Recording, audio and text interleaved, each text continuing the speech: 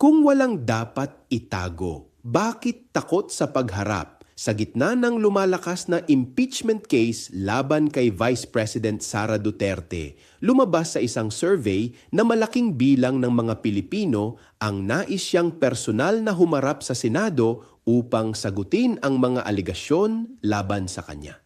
Ngunit kasabay ng lumalakas na panawagan ng pananagutan, mas umiigting din ang laban sa naratiba. Sa The Hague, itinanggi ni Sara Duterte ang mga kumakalat na tsismis laban sa kanya, kabilang ang aligasyong nagtapon umano siya ng laptop sa isang kasamahan.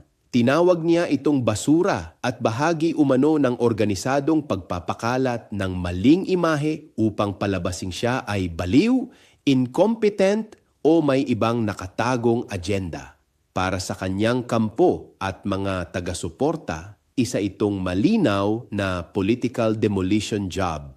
Ngunit para sa marami ring Pilipino, hindi na lamang ito simpleng usapin ng chismis o social media attacks. Ang mas malalim na tanong ngayon ay ito: handa bang harapin ng direkta ng mga nasa kapangyarihan ang proseso ng pananagutan?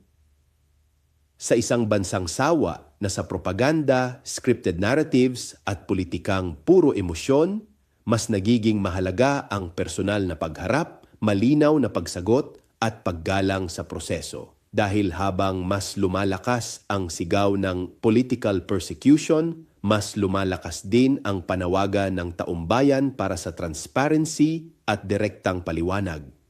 At dito nasusukat ang tunay na lakas ng isang demokrasya.